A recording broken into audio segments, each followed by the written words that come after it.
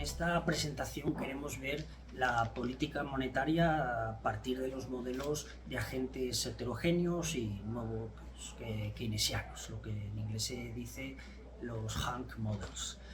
Vamos a verlo en tres partes. Primero ver un poquito más sobre esta perspectiva de agentes heterogéneos en macroeconomía. Segundo, vamos a ver la política monetaria de los Hanks Models, de los modelos de agentes heterogéneos respecto a los de agentes representativos. Y tercero, algunas implicaciones de política monetaria que se desprenden de utilizar o de pensar la macroeconomía desde estos modelos de agentes heterogéneos nuevos keynesianos. Lo primero, ¿cómo ven la macroeconomía? La macroeconomía que estudia la evolución de algunas variables, pues como el empleo, el consumo, el ahorro, la inversión. Una forma de hacerla es ver los grandes agregados macroeconómicos. Y esto es ante lo que reaccionan estos modelos, porque ven que los agentes son heterogéneos, en el sentido de que son distintos, que se pueden ver distintos grupos de agentes, por ejemplo, en cuanto a su propensión marginal al consumo. No todos los grupos de población tienen la misma propensión marginal al consumo, no todos los grupos de población reaccionan igual ante una caída de los tipos de interés. Y entonces lo que quieren es tomarse en serio esta idea y ver cuáles serían sus consecuencias para el empleo, para el consumo, para variables macroeconómicas, pero viendo que a su vez estas consecuencias tendrían consecuencias en la distribución de la renta, y esas consecuencias en la distribución de la renta a su vez volverían a tener consecuencias macroeconómicas. Luego hay dos atractivos principales. El primer atractivo es que ya no están completamente separadas los estudios de macroeconomía, de ver el empleo, el consumo, y los estudios de distribución. Y en consecuencia en la política económica tampoco están tan netamente y tan limpiamente separadas las políticas de estabilización de las políticas de distribución. Están más relacionadas entre ellas. Y segundo, se toman muy en serio ver toda la evidencia, todos los datos de nivel microeconómico. Cuando hay que ver la propensión marginal al consumo, pues hay que estudiar los distintos grupos de población. Como esa propensión marginal al consumo no nos basta con una visión agregada, entonces toda esa información y esos datos microeconómicos están a la base, son los que van a alimentar luego las teorías macroeconómicas. Esta es la idea fundamental. Si vemos un poco más concretamente alguna de esta evidencia empírica que utilizan y que se toman muy en serio, pues en este gráfico vemos cómo son las propensiones marginales al consumo, es decir, cuando a una persona le das un euro adicional, qué parte de ese euro se va a gastar, es decir, cómo son los cambios de consumo ante cambios en la renta. Entonces se puede hacer una media y coger una propensión agregada, pero lo que les interesa en estos modelos de agentes heterogéneos es ver que según el grupo de población que esté en un quintilo o en otro, aquí lo vemos divididos en 3 grupos, o se puede hacer en 4 grupos, en 5 grupos, pero lo que se ve, si cogemos en el eje vertical la propensión marginal al consumo y en el eje horizontal la riqueza financiera o los activos líquidos de esas personas o de esos grupos de población, pues lo que se ven son dos conclusiones claras. La primera es que la propensión marginal al consumo es más alta de lo que se ve en los estudios de agentes representativos. Que la propensión marginal al consumo puede ser mucho más alta. Pero además, y la segunda conclusión es que no es igual para todos los grupos de población. Cuanto menos activos líquidos tienen las familias, más alta es su propensión marginal al consumo. Porque esto es así, porque estas familias son menos ricas y cuando tienen dinero en sus bolsillos, pues tienden a gastarse una mayor parte de ese dinero. Esto como primera evidencia. La segunda evidencia respecto a los tipos de interés, cómo cambios en el tipo de interés afecta a los distintos hogares. En estos modelos de agentes heterogéneos, pues no cogen un agregado de todos los hogares, sino que dividen en tres grupos. En un grupo es personas que tienen una hipoteca, en otro grupo personas que tienen un piso en propiedad y tercer grupo personas que están en alquiler. Entonces lo que estudian es cuando cambia el tipo de interés, cuando el Banco Central cambia el tipo de interés, por ejemplo, hace caer el tipo de interés, cómo va a afectar a estos distintos grupos que son heterogéneos. Entonces lo que ven en algunos de estos estudios es que una caída del tipo de interés, pues a las personas que tienen una hipoteca es los que más les afecta. Tienen un ahorro de dinero de la hipoteca y pueden aumentar su consumo, ¿sí? Esto va a tener consecuencias en su nivel de gasto. Las personas que tienen un piso en propiedad, pues esa bajada del tipo de interés les afecta mucho menos. Y el tercer grupo de la gente que está en alquiler también les afecta, ¿eh? Y esto es, en principio es más enigmático, porque la gente que está en alquiler les afectaría en aumentar su consumo, y esto es a través de los efectos de equilibrio general. Cuando el Banco Central baja el tipo de interés y hay esas personas con hipoteca que gastan más y aumentan su consumo, esto va teniendo efectos macroeconómicos, las empresas suben su producción, las empresas contratan a más trabajadores y hay más ingresos por trabajo y más dinero que llega a los bolsillos. Llega a los bolsillos, entre otros, de estas personas que están en alquiler y que van a gastar más. Luego lo que hay detrás de toda esta visión de la macroeconomía es que una medida de política económica que toma el Banco Central tiene consecuencias macroeconómicas en el consumo, pero a su vez tiene consecuencias en la distribución, porque no afecta igual a distintos grupos de población. Pero a su vez, al tener consecuencias en la distribución, vuelve a tener efectos macroeconómicos en el consumo y el gasto de las familias. Esto, por lo tanto, como en la primera parte, para una presentación de cómo piensa la macroeconomía estos modelos. Más o menos es en la macroeconomía están pasando muchas cosas, pero ante cualquier medida de política económica o cualquier shock que reciben, pues lo que hay que ver, que todo lo que ocurre ahí tiene mucho que ver con lo que pase con distintos agentes que reaccionan de forma distinta, pues se llaman de agentes heterogéneos, y esto hace que las explicaciones, el entender la economía, pues sea mucho más rico, y le añade cierta complejidad y también luego pues ciertas mejores recomendaciones en política económica.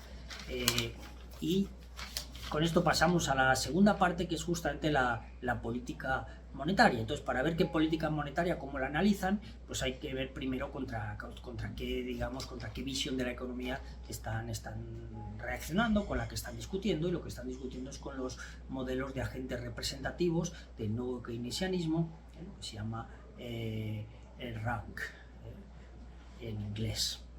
Entonces, ¿qué ocurre en estos modelos con agentes representativos?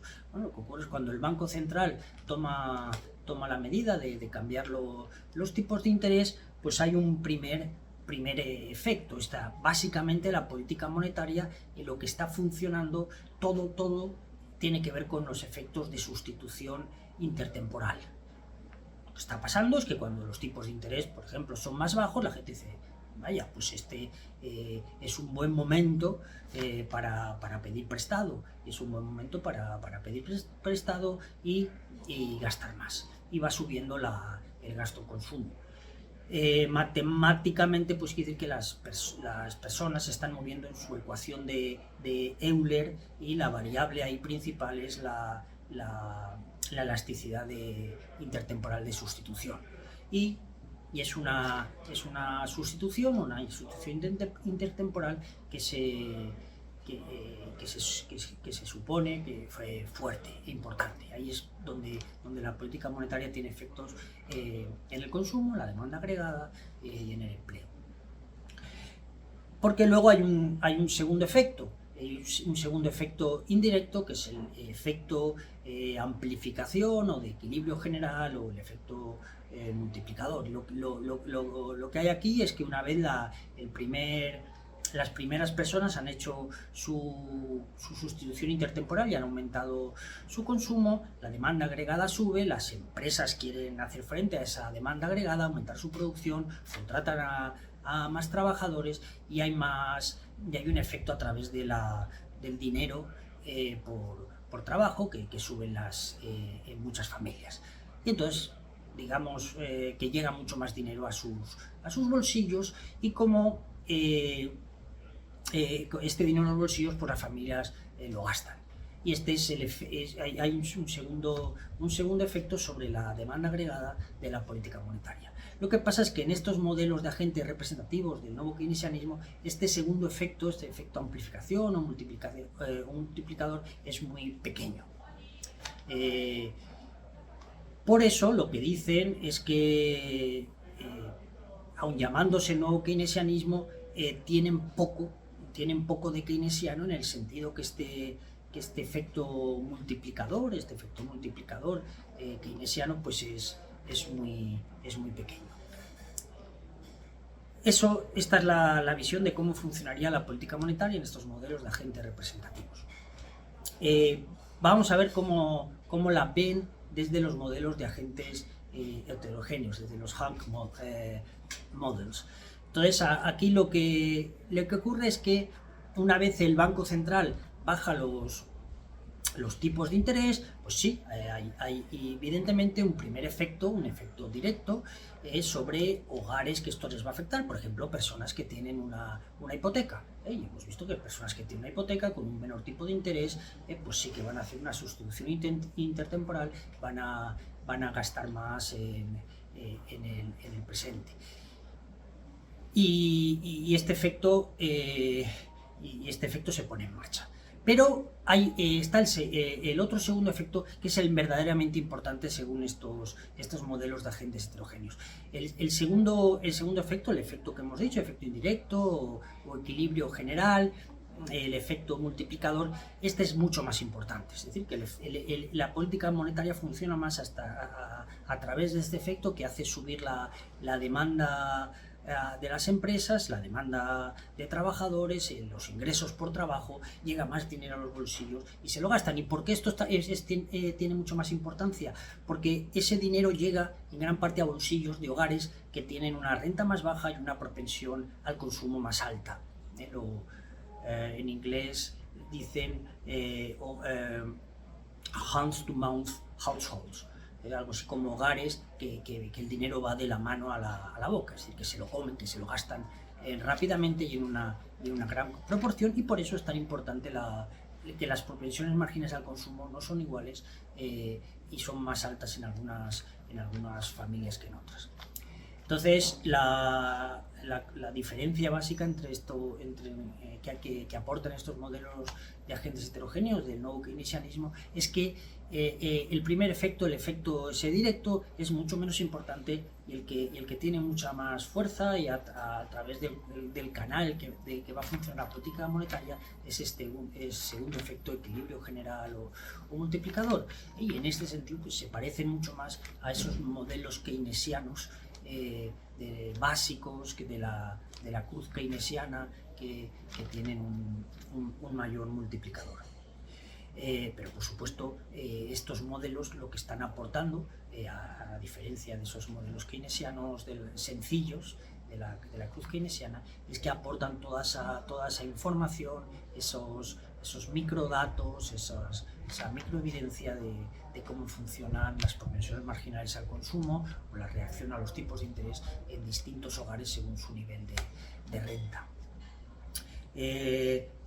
Volvemos y repetimos otra vez la misma conclusión. Esta visión es mucho más rica porque tiene en cuenta toda esta información microeconómica de diferentes familias. Segundo, es que permite estudiar conjuntamente cuestiones de distribución y de macroeconomía y de estabilización. de forma que cualquier política macroeconómica tiene efectos en la distribución de la renta, y a veces esos efectos de la distribución de la renta vuelven a tener efectos macroeconómicos, y esto hace, que será lo tercero, que las políticas de estabilización y de distribución pues no estén tan claramente separadas. A veces estás haciendo una política de estabilización y tiene efectos en la distribución, estás haciendo una política de distribución y tiene efectos en la estabilización de las economías. Llegamos a la tercera parte de la exposición, a la presentación, y es qué implicaciones de política monetaria sacamos de estos modelos Hank.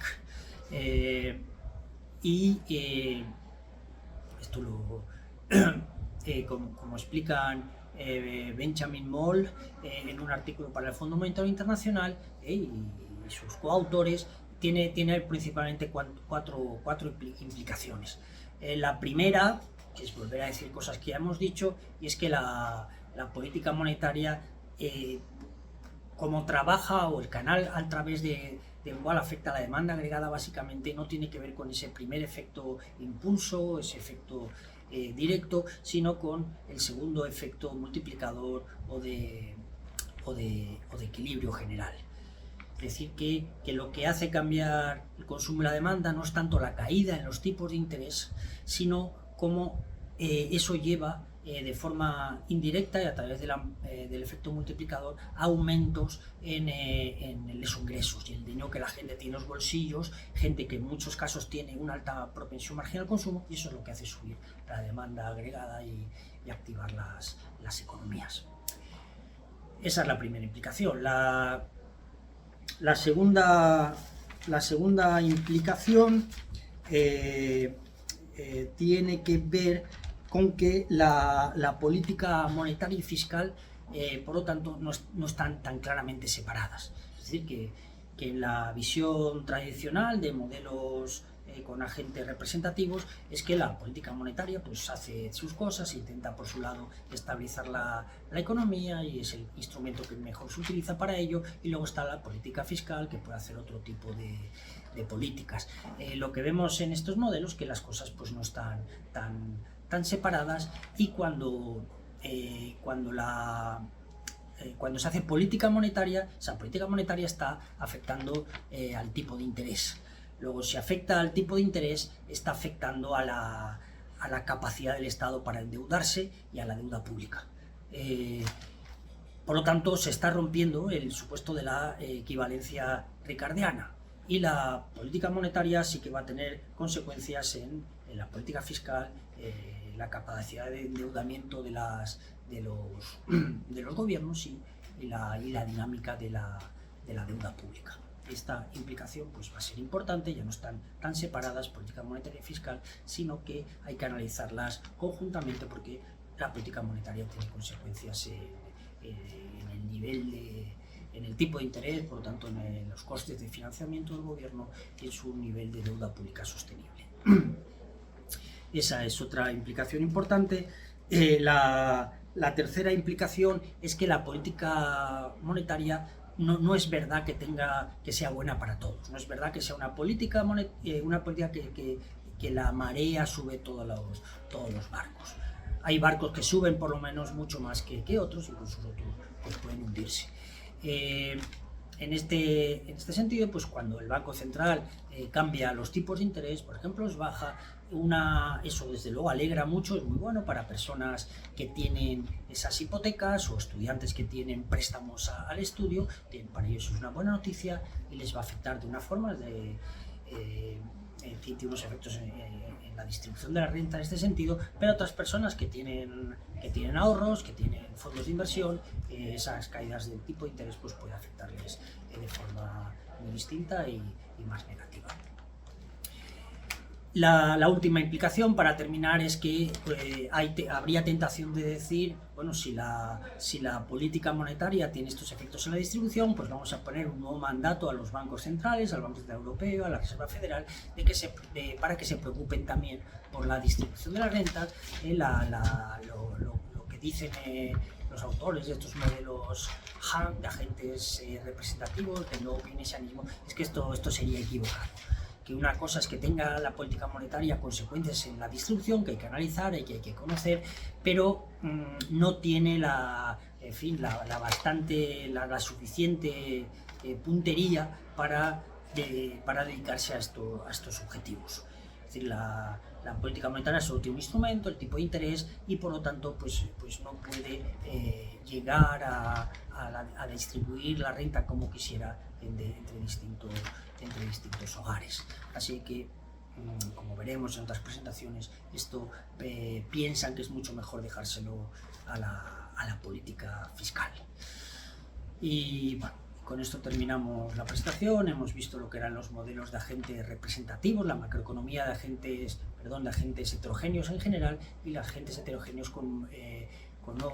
que se junta con el nuevo keynesianismo, y juntando eso, pues hemos visto todas las cosas que salen interesantes en política monetaria. Y en otra presentación veremos para la política fiscal. En particular, hemos visto cómo las conclusiones y análisis de la política monetaria es muy distinto de los modelos de nuevo keynesianismo, pero con agentes representativos. Y por último, pues algunas implicaciones de la política a la hora de hacer política monetaria, que tengan en cuenta la fuerza de esos efectos de equilibrio general, la importancia que tiene la distribución de la renta, y la importancia que tiene a la hora de analizar también política monetaria y política fiscal conjuntamente. Pues muchas gracias por la atención y hasta la siguiente presentación.